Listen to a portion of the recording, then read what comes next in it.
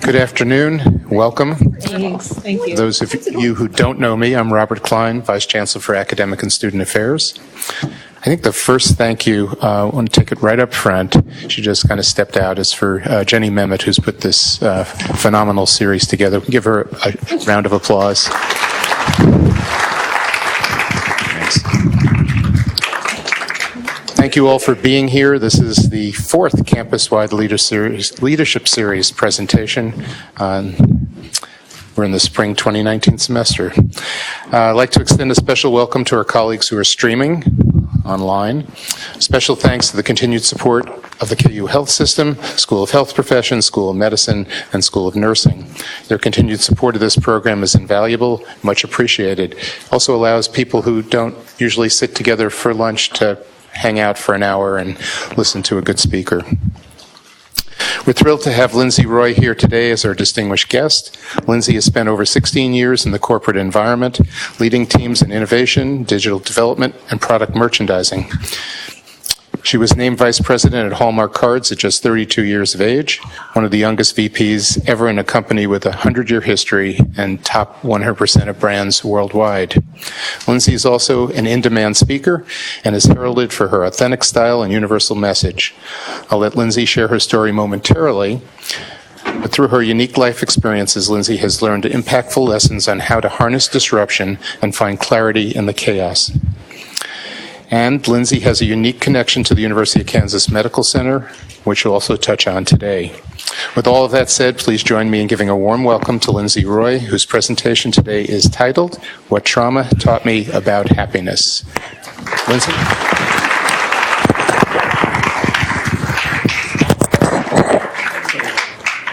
Thank you. I appreciate that. Definitely need to update the bullets that people send, because when you hear the young part, I'm like, that was like 10 years ago. But I am so truly happy to be here and see some familiar faces as I talk about a journey that I went on in the humble hopes that, just like all of us have a story, that I believe when we tell our stories, maybe we can help each other a little bit. So I hope that something today will leave you maybe with something to make your life or your work or whatnot a little easier to deal with. And once again, as we just discussed, I'll talk about how special this place was along my journey.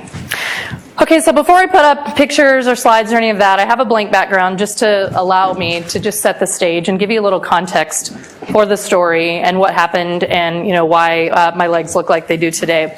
So the story begins about 5 years ago. I was on vacation in the summer of 2013 with my husband, some other couples, some friends. We were down just at a lake trip, which a lot of us in the Midwest do, right, when there's no oceans anywhere near.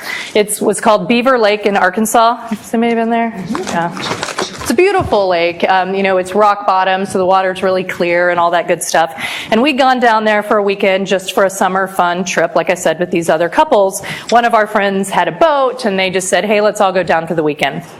So we do. And I will say, of course, I talk a lot and think about this idea of disruption. And when I went on that weekend trip, I sure didn't think that how I'm standing here today is how that trip would end. But I will also say, as you think about what I'm going to talk about today, disruption happens in little ways. Like we were just talking right about this morning, how maybe you need to go help your grandkids, or perhaps your kids didn't tell you they have a spelling test today, or whatever is the thing, right? Somebody's nodding to that. That happened to me too. But whatever is the thing, right? Disruptions happen in big and little ways. And so back to the story of my disruption. We were down at Beaver Lake, and the accident that left me in this situation happened on a Saturday. We got there Thursday night. We were going to leave on Sunday, and on Friday we had water skied and jumped off, these cliffs and did all the active stuff. And those of you, especially in this room, know accidents are called accidents for a reason. They don't happen when you think they're going to happen. Because on Saturday was just kind of the relaxing day. Some people were reading or sunbathing or just chilling out on the dock, etc. And we had this big floaty in the water. Some of you might have seen them. They're called like a relaxation station. You see them this time of year at Sam's and Costco, where several people can sit in them. We had one of those. And it was about 5 p.m. in the afternoon. And we were getting ready to put everything away for the night, since we were going to go have dinner up at the rental house and then head home the next morning. I was the last person in the water out of the 10 of us that were there because I had a friend who actually lived on that lake, a friend of mine from college who had driven their boat over and we were visiting. So I was talking to her, everyone else was kind of up on the dock. So they leave, and since I'm the last person in the water, we decide we need to put away this relaxation station. Well, we had anchored it out a little bit a ways from the dock, and so that anchor had really caught in the rock bottom lake. So I'm trying to pull out the anchor, and it's really stuck, and so I'm not having much luck. So I asked one of my friends to get in and help me, and she can't get it to budge either. So we signal to her husband, my friend, the boat driver. He's going to come out and get the anchor out. So all of this was very benign, very safe, no negligence, just an accident. I swim all the way over here, my friend and I do. And if you imagine kind of at the other end of that room, like where the camera is where the relaxation station, the big floaty was. They come out, my friend and another guy, they pull up the anchor and they go park the boat back in the slip. So then my friend and I are going to actually swim in this floaty. So we swim back. We're just visiting. We're on either side of the floaty. We're swimming it up to this other part of the dock. So what happens next is a series of freak things that I'm just taping together over the years from other people's vantage points. Because we only have our own vantage point, right? We only see things our way, which is another reason I think it's important to tell our stories. But from my vantage point, I'm swimming, I'm talking to my friend, and the next thing I know, the boat backs over me. I don't see it coming. I have no idea. And I guess what had happened, as like I said, I've taped together other people's perspectives, was out kind of beyond the no-wake zone. Another big boat had come in and caused a lot of chaos. And so over here where the boat, our friend's boat had been parked, was slamming into the dock in the slip.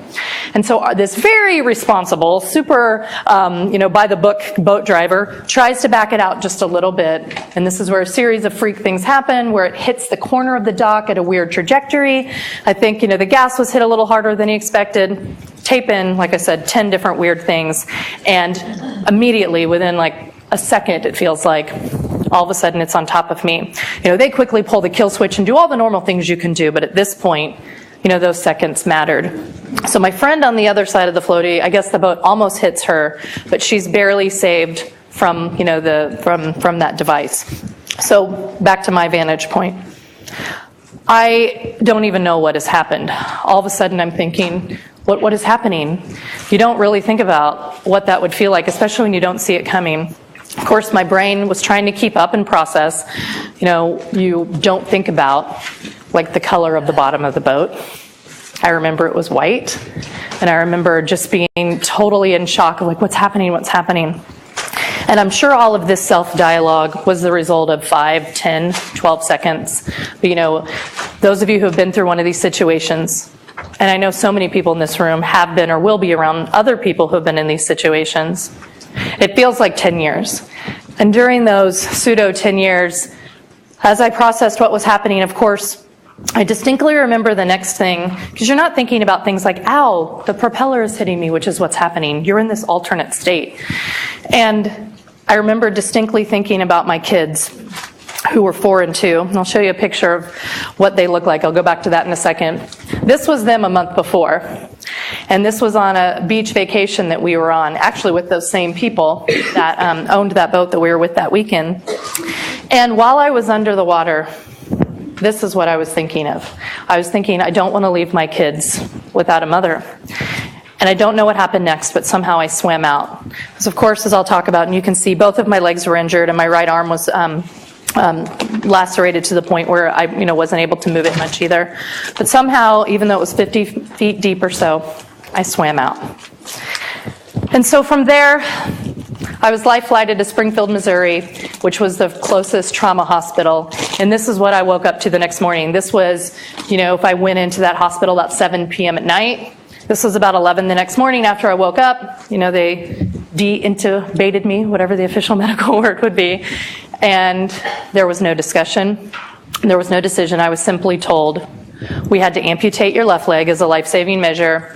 And my right leg at the time, as you can see, it has several injuries, and we weren't sure what the outcome was for that leg. And my arm, they said, the arm will probably be okay. So here I was, finding out that news when basically, less than 24 hours before, I was on just a fun, benign weekend lake trip. So this is what happens for disruption, right? I'm going to go back for a second because I forgot to say it at the beginning. But I love this idea of disruption because it happens to all of us. Like I said, it happens in little ways and it happens in big ways. But to me, maybe this is because I spend my days at Hallmark, where pictures do really, play a big part in what we do. I love this picture because when you Google disruption, this is one of the photos that comes up, or a grainier version of this photo. And I love it because it shows that you have a before state, right? You're going along, you think something's going to play out, and then something happens. That break, that chaos, that disruption that you don't see coming. But what I'm going to talk about today is not necessarily about my accident. Yes, maybe it's interesting, just like these kinds of stories are, but more importantly, I want to talk about what it took me to do to get to the other side. Because that's what I believe is the power of telling our stories. Because there are days along that tightrope, which I call in the middle, and some of you here have even seen those days in my life, where you just get tired and you're out of positivity, you don't think things are going to work out, and you take a little nap on that rope. But how do you get up and keep going and work your way through? Okay, so back to, and then the next days. These pictures were actually all taken right here at KU Med. And so I was in Springfield for about a week. And I really wanted to get back to Kansas City because, my family lives here, and we decided not to have my kids come to visit me in Springfield. They were 4 and 2 at the time, and I thought, that's just a lot. And we were also seeking counseling on how do we talk to them, what's the right way to handle this. And so they were just with my family, who they had been with prior while we were at the weekend. So to them, it was just an extended vacation of what we already had planned. So my singular goal was get to Kansas City, and I'll tell you, I was so thrilled when I heard that KU Med had a room open for me and I could do the transfer. And those of you who work anything to do with that, it's a good reminder that the person on the other end of that transfer is this person. So a couple of things here. This was when I found out, I was on the ortho floor and I had my own room, and I was so thrilled so I could have at least some semblance of normal parenting. There were my kids coming to visit me, and by the way, I know a lot of you in here have kids, and kids are amazing, aren't they? I mean, to us, this was like this incredible, insane experience, and to them, for all they knew, every mom decided to go to the hospital when you're 4 and 2 and deal with this, and we really tried hard, and with the help of some of our counseling support, to just be calm and honest and transparent. And so they would talk about my leg and we would look at different things, and it was just amazing to see their perspective. But, I would take naps with them, or I remember this day, somebody in here, I recognize obviously some of my friends here, but I'm sure somebody in this building, they allowed my daughter to ride with me to one of my surgeries. And it was just awesome. And it was so fun for her because she got to go, and I remember this one nurse held her and talked to her, and it just made the whole experience so much better. So I'll tell you, I have such amazing memories of being here. And when I came here and the choice we made, I really thought I was going to be here for a couple of months and do, inpatient rehab. That was the plan we were prepared for. But luckily, after I had been here about 2 weeks, we are having conversations about what it would take. My obsession was to heal at home, like a lot of people's are, right? And so I worked through all of the things that you all tell me I had to do. No IV pain meds. I actually had to give those up in Springfield. I'm like, fine. The next one was, to transfer yourself from the bed to the wheelchair. So I became a master of a one-handed slide board maneuver, practicing over and over, and then, of course, to be motivated, to have the family support, all of those kinds of things that I was so thrilled that I actually, got to go and heal at home. But I'll tell you, those couple of weeks I spent here were incredible, and why I was so excited to come here today. So from there, I'm going to talk about 3 things I learned. Back to that, how do you get from one side of the rope to the other? And I'll also share along the way some nuggets of the journey. But the first lesson, you can read it up here, it talks about this idea of perspective. I always caveat this with, I know the idea of perspective sounds cliche, because we hear it all the time. So how many of you have ever said, or even said recently, this whole thing, like when you hear something terrible on the news, or you hear something really sad about a neighbor or a friend or a family member, and then your kind of problem of the day seems silly, and you'll say, wow, that puts things in perspective. You guys said that right? We all say that. We all hear that, and I think that's why this sounds cliche, and I did that too. But what I realized going through kind of a longer term every day was a challenge battle, is that feeling you get from that, wow, that puts things in perspective, you can actually find a way to harness that where it doesn't just last 10 minutes until you get your next text or you're thinking about what to make for dinner. I mean, if we're honest with ourselves, that, wow, that puts things in perspective moment is very short-lived and it's very passive. And there's something also really maybe not that beautiful about having to only feel that when someone else is suffering. So I found a way to say, how can I get that feeling, just by actively working on it? So a couple of things. This was a picture that was taken actually the day of the accident. This was probably sometime in the morning. This is my husband and I at that lake. You can see the floaty in the corner. This was the dock. And I remember my friend who took this picture was that friend that everybody has that's like the supermodel friend that you don't really want to go in a swimsuit environment with. And she whips out her phone. She's taking this picture, and I distinctly remember thinking, do not post that on social media. Like, you do not have the rights to post a swimsuit photo of me on social media. But when I was back in the hospital bed and finally said, all right, I'm going to, look at some of the pictures, because people had texted earlier that day all the pictures. I hadn't looked at them yet. And I remember looking at that with a very different perspective and thinking, that's actually the most perfect my body will ever be. And I wish I would have known that then, right? And that was one of those moments that I had this insight around, man, this whole idea of perspective is truly just how you see things. Or another story that I don't have a slide on, but since I'm here, I'll tell you real quick. I remember it was my first or second night here at KU Med, and it was the night about 10 o'clock, and my husband was taking my kids home, and I was so incredibly sad. And of course, I wanted them to have a normal life. I didn't want anyone staying with me because I was putting their, normalcy ahead of my needs, which parents do. But when they left, I felt so alone, and I wanted to be home so badly. And I go to sleep, and about 2 o'clock in the morning, someone wakes me up to take me down, to do x-rays. Like you guys know, in the middle of the night, I guess, if you're the inpatient, that's when you get x-rays. And I was just like, woke up, going down there. But you know what? I had another dose of immediate perspective because I had this idea in my head. The amazing person from the transportation group, well, we were just visiting, and she was telling me that, she has to work a couple of jobs. She had 4 kids, and I was thinking, when does she ever see her kids? Or at that time, we drove by the pediatric cancer sign. I thought, oh my gosh, this is nothing compared to that. And so those were those early moments. I'm like, okay, this whole idea of perspective is powerful, and it's free, and I just need to get a better perspective. And so I continued to try to work on that. So fast forward a year later. This is August of 2014. This is in San Diego on Coronado Beach. And we had gone there for a family vacation, and we had this goal to have something to look forward to. I was obsessed with something to look forward to. And so we had a family vacation planned, and we purposefully planned it for kind of the 1-year anniversary. And leading up to it, I had no idea how this was going to go. So here we are on the beach. And that other moment of perspective, so normally, like I just mentioned to you, on the beach, you'd be thinking about things like, do my kids have on enough sunscreen? Clearly here, I was making sure she didn't drown as she has on a life jacket and a floaty.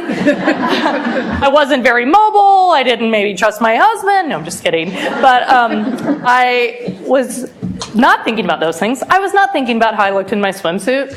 What I was thinking about that day was the fact that, the leg that I wear, my normal prosthetic leg, does have amazing capabilities. It has, an electronic foot. I have a vacuum pump that adheres my leg to my skin. But those things are not waterproof.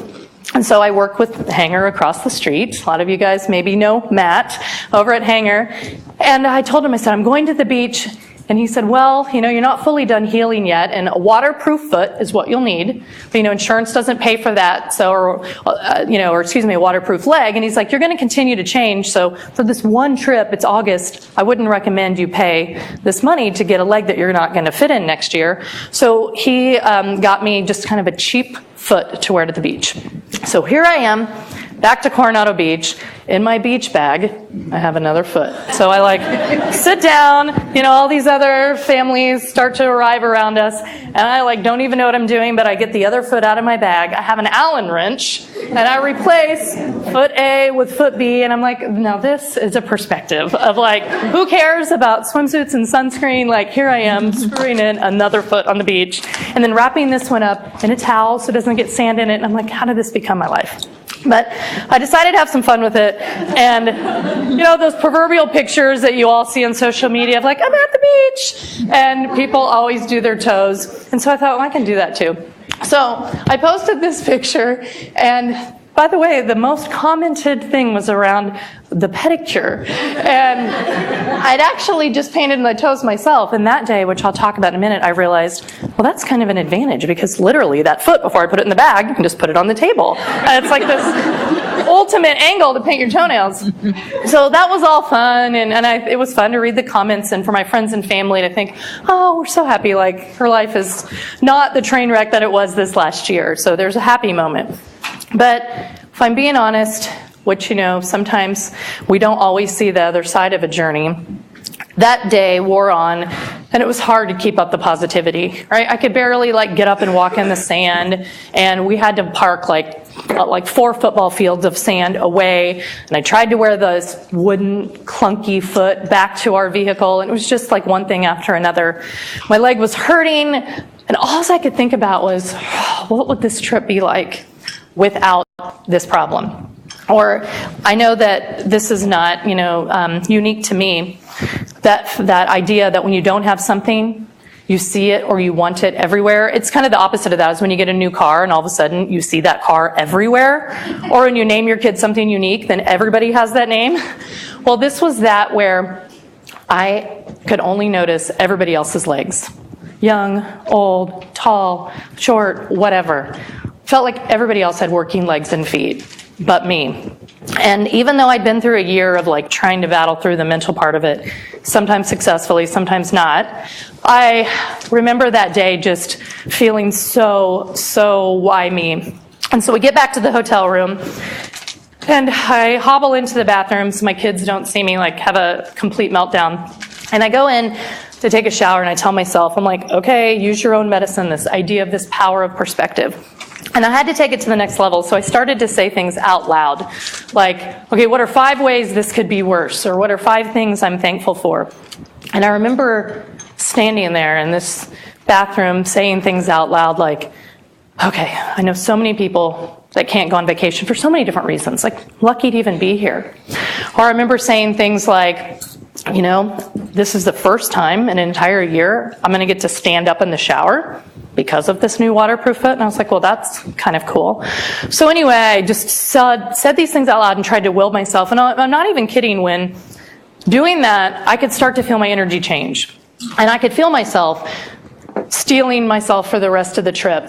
And that taught me something about this idea of the power of perspective. And I did a TED Talk a couple of years ago, actually just a year and a half ago, I guess. It feels like a couple of years ago.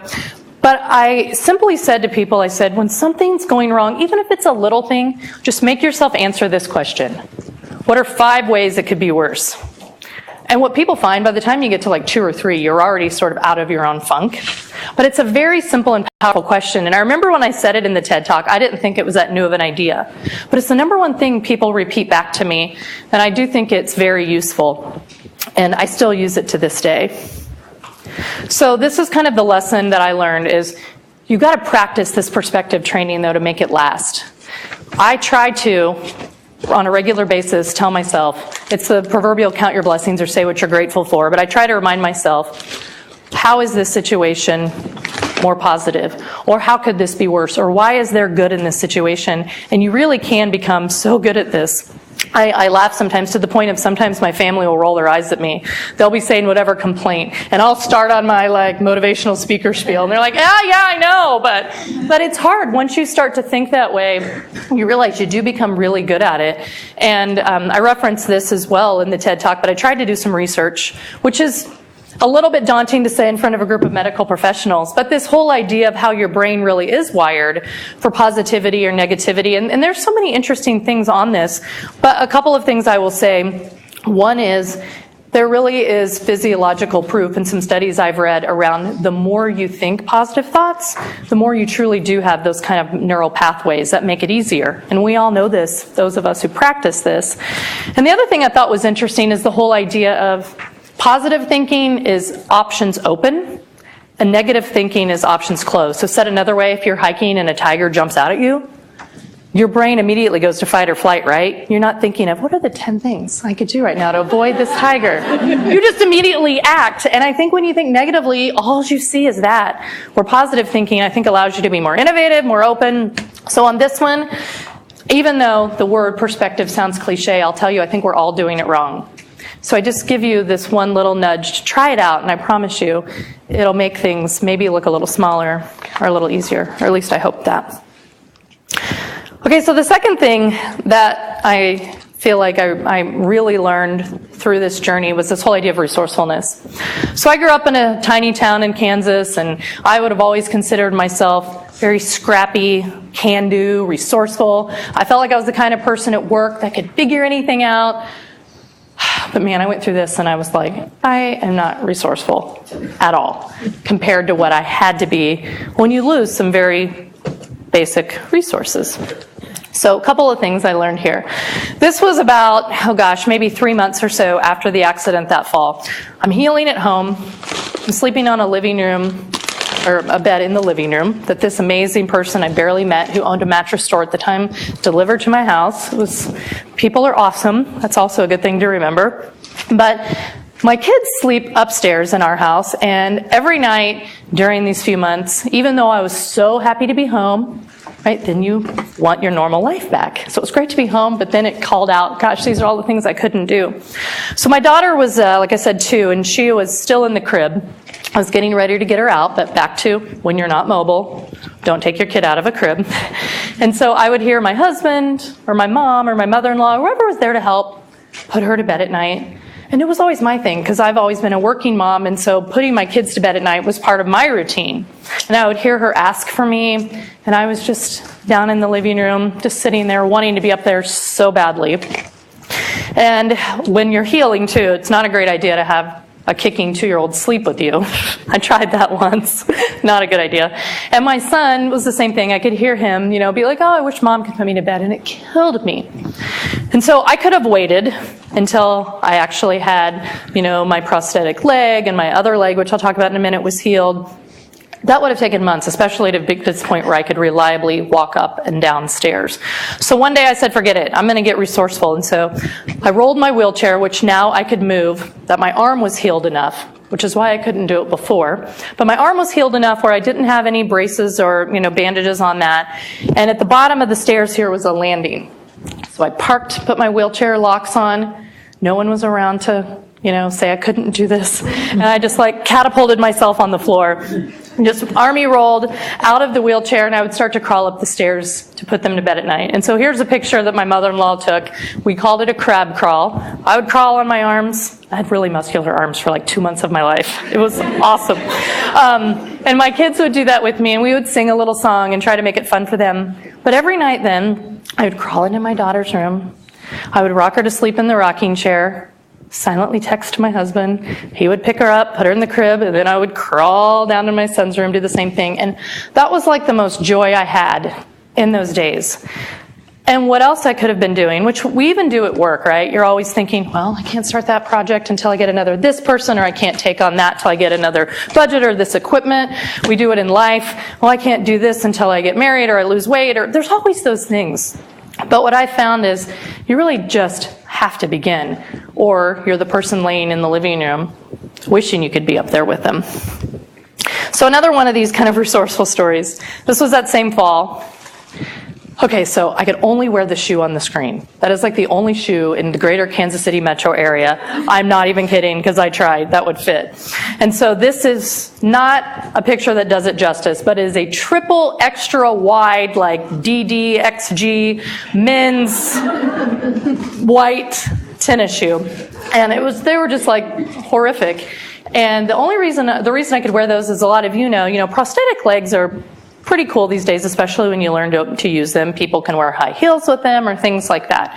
But my other leg that was very injured had to have a large AFO that I used to wear on it. So I had a brace that went a big plastic piece under my foot. It went above my knee. A lot of you are familiar with those. And that was very uncomfortable to walk on. And because it was so wide, I could not wedge that thing into any other shoes. So here I was. I will say, by the way, before I go back to this shoe story, because I see Alexis and others sitting here who are part of this, if this was in the fall, that February right after, I actually came back here to KU Med and had this amazing surgery done where it was a tendon transfer, where basically, my inner tendon was rewired to the center of my leg, and the hope was maybe I wouldn't have to wear the AFO nearly as much. I haven't worn it once since, which is awesome. So good job. It was an incredible outcome. But back to the shoe, and during this period of time. While I'm wearing this, my friend tells me, I knew actually that she was getting married on New Year's Eve, one of my best friends, and I told her I didn't want to be a bridesmaid. I just knew I'd be too dramatic and didn't want to take away from her part of it. And at this point I was thinking, I don't even know if I want to go to this wedding. I was still kind of depressed and angry, and then I'm thinking, these shoes. And at all the prep stuff, and by the way, I'm not a very fashionable person, but this was even too far for me for a New Year's Eve wedding. But all of my friends not really thinking about it, I would hear them say things, well, it might be snowy, do I do the peep toe or the blah, blah, blah? And I'm like, white New Balance or the white New Balance. So I was just like, perspective, but I won't be that annoying person today. So I finally decided, this is my friend who's been to everybody else's wedding, the last person in our group to get married, I have to go. So I go through and I do what anybody else would do. I order 22 pairs of shoes from my phone. And I wasn't trying to be extreme. They were triple extra wide, black flats. I ordered every shoe that met my criteria. And I sat there in my tree, by my Christmas tree, and none of them worked. Not one. However, when you're resourceful, you have a contingency plan. So I ordered these. Those are men's black Hush Puppies. Hush Puppies is kind of making a comeback, so I don't want to totally dog on them. But I had some bad, thoughts about this brand for a woman on New Year's Eve. But anyway, I bought these. They were the same exact specs as the New Balance. And in ultimate resourcefulness, you see that little, reflective mall walker circle on the back. I even took a black Sharpie and I, blacked that out. And so we should have got a picture of my legs that night at the wedding, but I wasn't planning on a presentation. And so the other funny part about this was, since I had the AFO and my prosthetic leg was bigger, most of the time this era, I was wearing my husband's basketball shorts, which several of you used to see me in. And I couldn't get I was scared if I wore a long dress, I would trip. And so, same thing from my phone, and my husband was like, what are you ordering now? I ordered a whole bunch of pants, and I couldn't hardly find any that would be long enough to cover all this stuff and wide enough, so I was not caring about the price point. So the only ones that fit were these pants from Nordstrom's that were $450. Ooh. And so I told my husband that night, I'm like, I'm just going to do this. The universe owes me a favor. So I tucked in the tag. I wore them that night. And he returned the next day. I've never done it before. I've never done it since. But I was like, I'm sorry, but I just owe me this one thing. So that was my resourceful plan. And so the last little resourceful thing I'll show you is this picture, which was truly just 1 month ago, kind of a recent picture. So this is back to this whole resourceful idea. My family and I, we do like to travel and do adventures to the degree we can. And I remember a silly thing, but thinking, well, of course I won't be able to snorkel because that amazing surgery I had in my right leg essentially fused my ankle. I mean, not technically, but it doesn't have any flexion. And of course, you can get a prosthetic leg with flexion at foot, but it's a whole thing. And since my other leg wasn't going to work, why bother, right? And I know in the scheme of perspective, snorkeling sounds like a silly thing, but I use it as a metaphor to say, and you all could probably help others with this as well as in your own life, when something bad happens, you make all these assumptions. Well, I'm not going to be able to do this, or they're not going to be able to do that. And what I've discovered is don't do that because it makes it worse, and you don't really know. Because as you live a life that isn't exactly like you thought, which we all are, you learn to adapt, if you have a resourceful personality, which I think we all can. And so we went to the Cayman Islands in March, and I thought, I really want to snorkel. Everyone said it's amazing here. So I thought, okay, clearly flippers are going to be useless for me. So I just wore a life jacket. I had on my little water tennis shoes that helped me walk in the sand, and I just threw myself into the water. And back to if I just swam with my arms, it totally worked. And so everybody else is out there with their flippers and all that, and it was like hardly a disadvantage at all. I'm telling you, I think flippers are overrated. 'Cause I could just swim around with my arms, and I got the exact same experience that my husband had, my kids had. And I hope through these little moments too, my kids see that like, you can figure these things out. We did have a boat we were on that day, by the way. And the local guys running the boat, we're getting everybody into the water. And I'm sitting over there, kind of like the last person, and they look at me and he goes, "You're getting in?" And I said, "Why, yes, I am." So I put on all my gear, and it was a blast. And I had that moment again of, you can either wait for X things to be perfect, which they never will, or you just figure it out. And I've found that to be super useful in a professional environment as well, because we all want more time. Who wouldn't leave here today if I said, you can have 30 hours now in your day? We all want more money personally or budgets at work. If I was going to hand out $1,000 at the door to everybody, no one's going to say no. There's always the desire for more of whatever. But at some point, you just have to start. And I love this quote. It's from Arthur Ashe. And I read this during my journey, and I still love it today, which is just start where you are. Use what you have and do what you can. And I think this is one of those things where just stop waiting. Give yourself a deadline. I'm a pressure-prompted person, and it was helpful for me to say, okay, on Monday, I'm going to do this. Or the next time I go do this, I'm going to try X.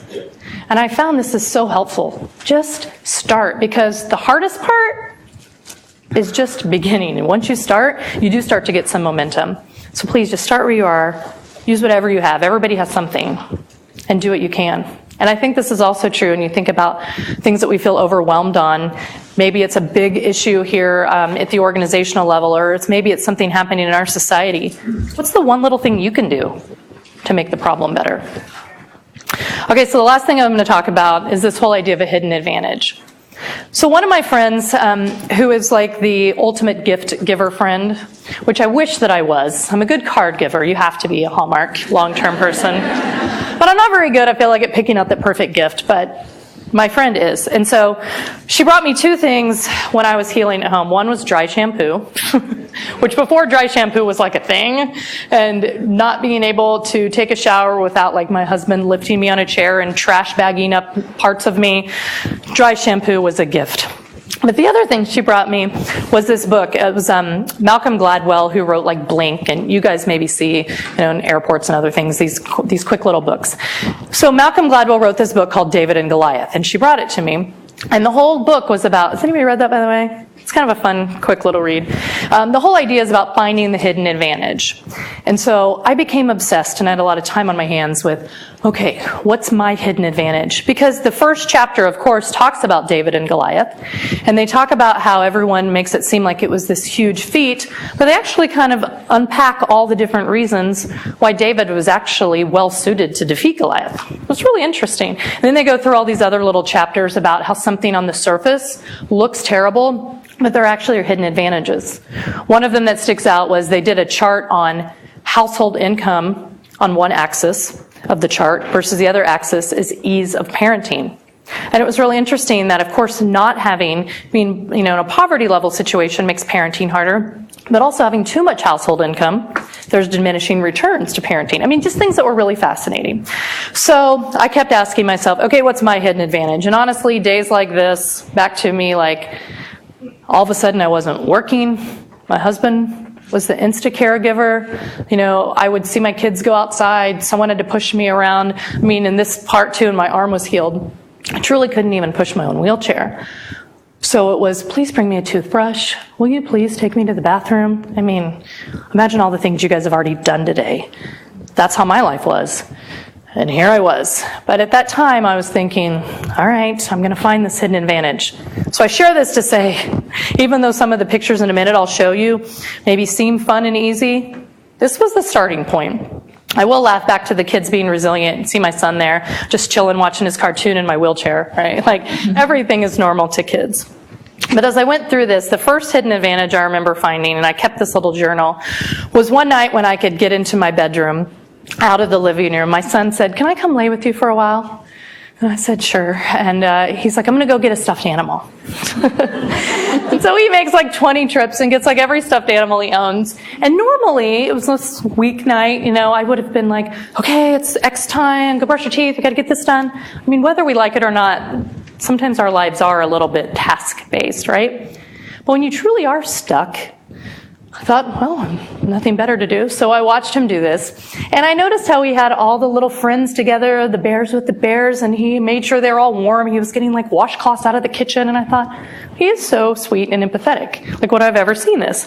And I can't even make this up. So during this exact time, my childhood stuffed animal that my grandpa had bought me, this caterpillar, lost a leg. And it was like the irony of all irony. And my son would take care of that leg. He would take care of that caterpillar.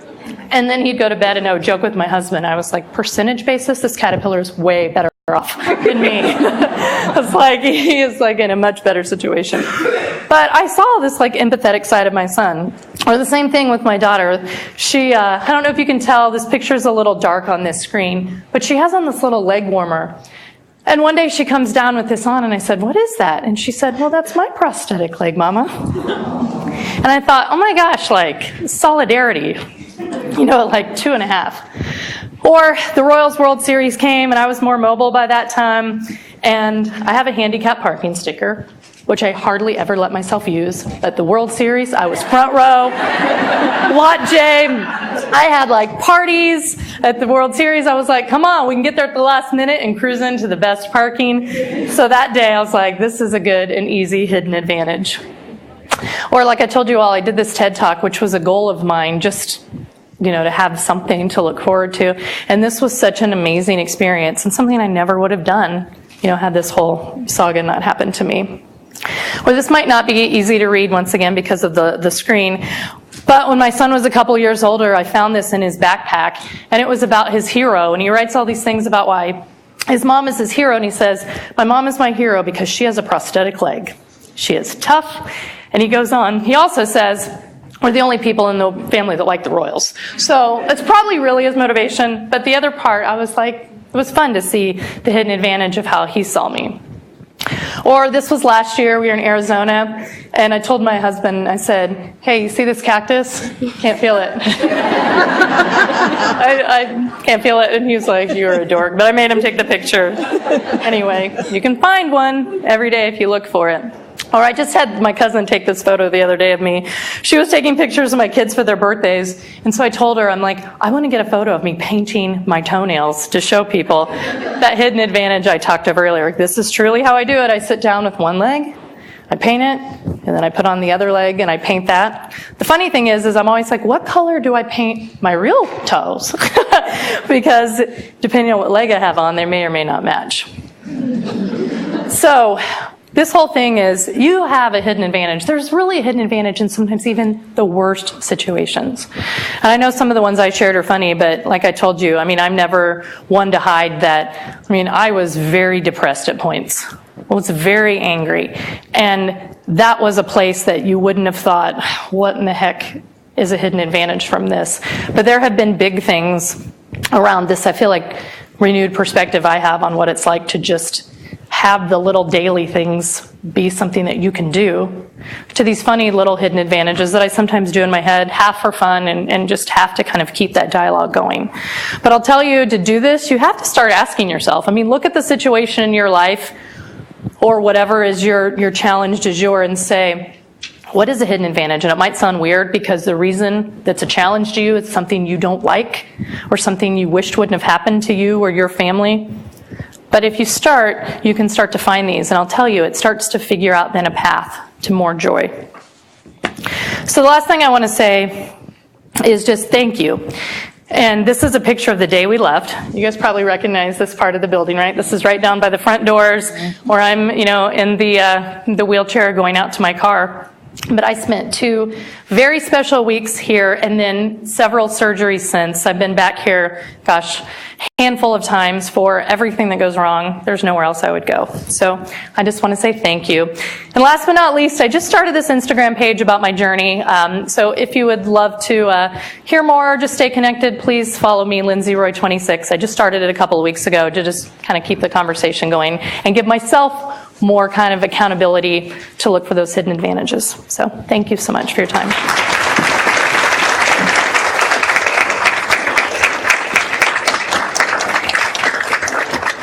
So we did talk about, we have a little time I put in here for questions, but before I do that, I threw in this last little thought just to kick us off here, which is the last thing I always want to say to people after I thank them is, as you leave here today, you are so much stronger than you think. I've had so many people say to me, and I'm sure those of you who have been through hard journeys say to you, oh, you're so inspirational, or I couldn't have done that. And I always feel really strange when people say that to me because I had no reason to be able to, to have thrived in this situation. I would have never have thought, if you would have asked me the day before, there's no way. And so those of you who are just now dealing with something, or if you're thinking, gosh, I could never do that, I'm telling you, you're wrong. You never know until you're put to the test. And so I think it's important to know you are stronger than you think. All of us are. But we also have to help each other along the way. All right, so with that, I would love to open it up. If anybody has any questions? Hi. Use the catch box. We have a catch box. Oh, catch box. You said that you went back on a boat again. So did you ever have any kind of flashbacks or anything like that where you couldn't handle being on a boat, or did it get better later? Yeah, it's a great question. So I did have an emotional side to the journey as well, and the healing. And so a couple of things I didn't say. I did go to counseling myself. And at first, I had just... I'd say my trauma was more around that moment, yes, of being under the boat, or even when you're out and about, especially in spring and summer, you don't realize at stoplights and other places where people are transporting their boats, you'd be at a stoplight and the propeller would be like right in my face. And I was like, I couldn't even handle it. And so I wasn't as worried necessarily to get on a boat, but something about I didn't want to be in water, I didn't want to be near the propeller. But I did go through counseling, and I'm sure some of you have read about or heard about, but I did participate in the EMDR treatment, which, several of you maybe know about this, but I forget what the acronym stands for. Does anybody in here know? Eye movement. Yes, okay, thank you.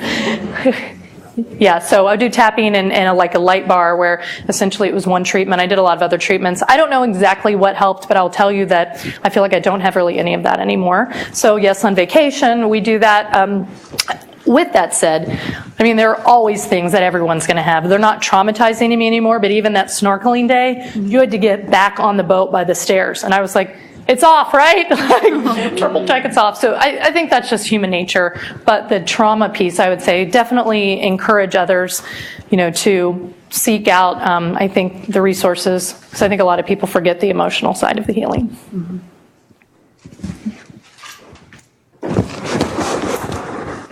I don't have a question, but I have a question. Yes. Hi, Nicole. So I can speak on Alexis and I's behalf. We've seen your highs and lows, and we're so happy to see where you're at today. It's been an amazing journey with you, the part that we were, but you're doing great. Thank you. We're really glad to see that.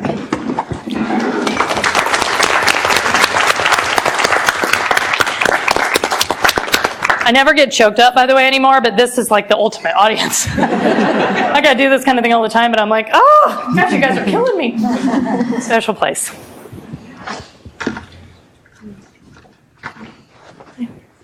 By the way, don't be afraid to ask anything while the catch box is moving over. Sometimes I've talked to even middle school students, so you can imagine what I've gotten asked. So you can ask me anything, it doesn't bother me. Oh, sorry, there's one right here, and then we'll go. Did your friends that owned the boat and were driving the boat, did they deal with a lot of guilt?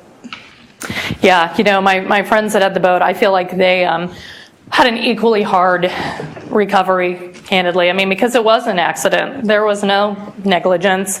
And so, yeah, it was a very challenging time for them as well. And they're doing great, and I'm so glad for that. But I feel for them, too, because it was, I think, at times just as hard as what I had to go through. Yeah. Yes. Oh, above the knee? I'm sorry. No, I'm below the knee. I'm BK. Yes. Yep. Nope. Yes, very lucky. I still have my knee. Oh, I'm sorry, I didn't realize. That's all right. Yeah, she asked to know. My left leg is BK. I'm below the knee. I have 4 or 5 inches below the knee. I was supposed to ask your question. I did. Here. Good question. I mean, did you notice my shoes today? I have a lot of shoes now, but there's very specific criteria. You know, they have to be flat, they have to be cushiony. Usually I have to have something to hold them on, things you don't think about. Like if you wear like a ballet flat, you don't even think about this, but your toes are kind of keeping them on. I can't do that, but I do not get paid by any company, let alone this company. But if you guys seen the brand Rothy's on social media, I have like 5 pairs of these because they like immediately like suck to your foot and you don't have to have any of that, you know, grip action. And then I have tons of tennis shoes. I used to wear flip-flops all the time. I've had to give those up, which is still a little traumatizing. But I do have quite the collection of tennis shoes too. No. Even though I think that's a perfectly great brand, I am a little scarred by those. The funny thing is, though, being scrappy, I truly gave one of my dad's friends both of those pairs of tennis shoes. And he's worn them. We have one right here. Hi. Just a comment and a question follow-up on that. Sure. Your story kind of reminds me of, if you look up toughness, you know, Navy SEALs have toughness and grit, they call it. And you said you went back to your childhood in Kansas. So you were tough then too, right? What got you to that? What was it, your parents? Was it in you? What prepared you to be that tough? Yeah, first of all, thank you. That's such a kind, skewed comment. But, you know, I think a few things. First of all, I'll say, in all honesty, I don't know, just like I said a minute ago with that quote, "You're stronger than you think," that I was really predispositioned to handle this any more than anybody else. I really don't. I do think the things I had on my side were a great support network. I've always had a positive attitude, but I don't know that I would have considered myself tough before. I think that was something that I've learned. And even a joke for a second, my sister is very tough, and she would say, "I'm very kind."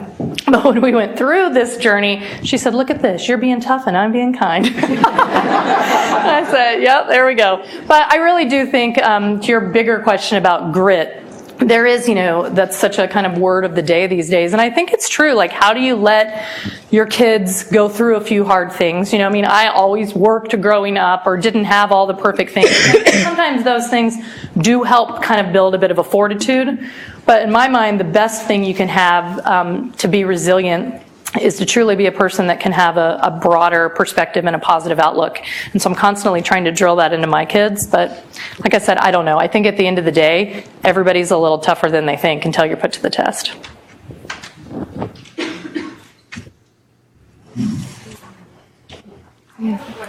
Yeah.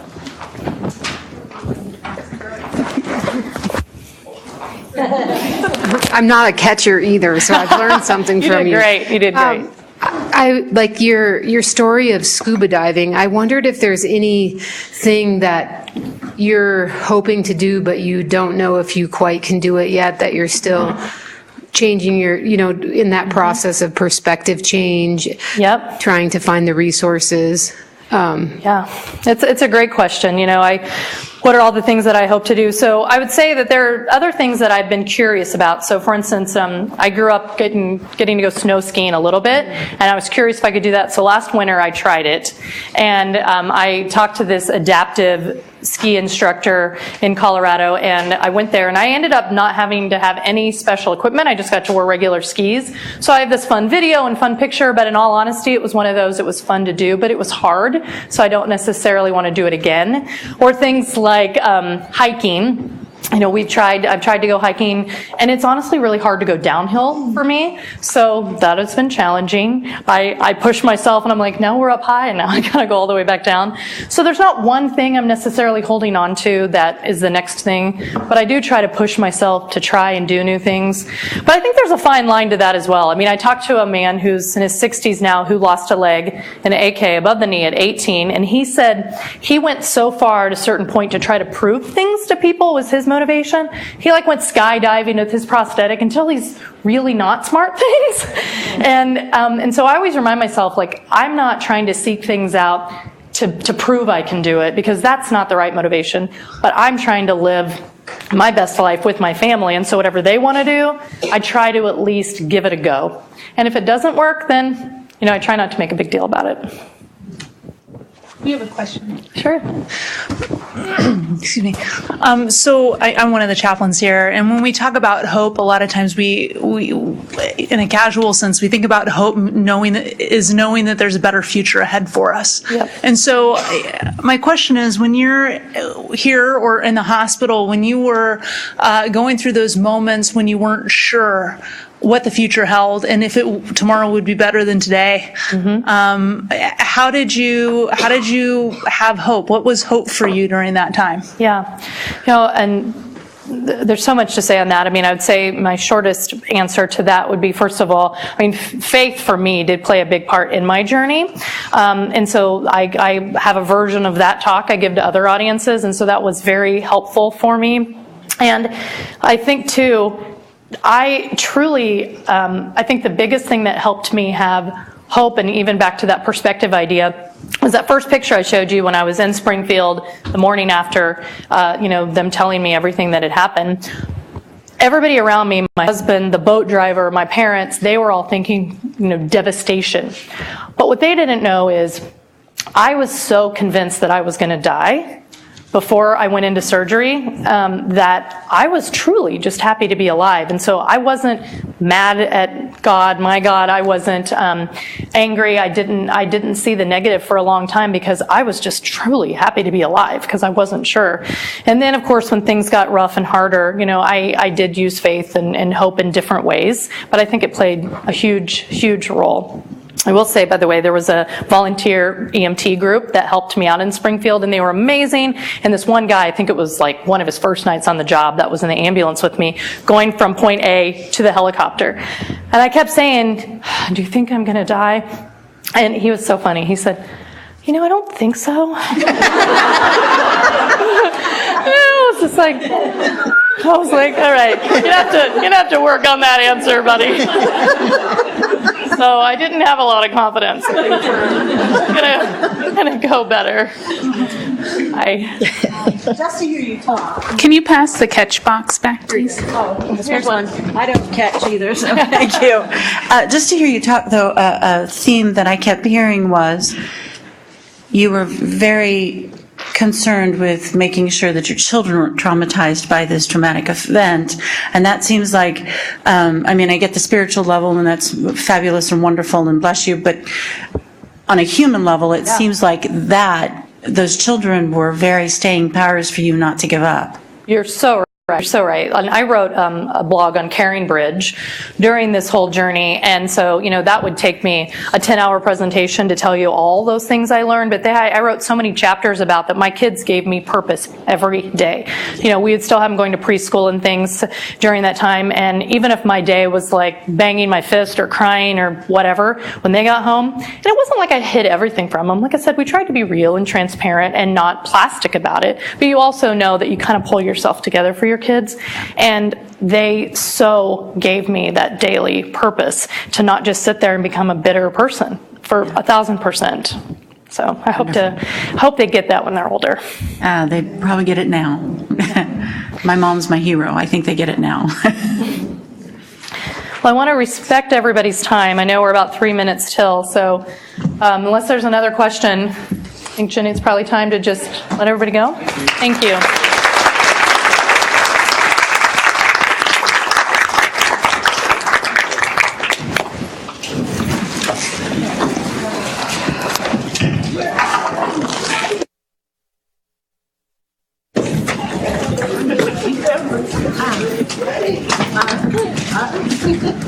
I don't know, do you mind doing that? Only if you can, I think, only.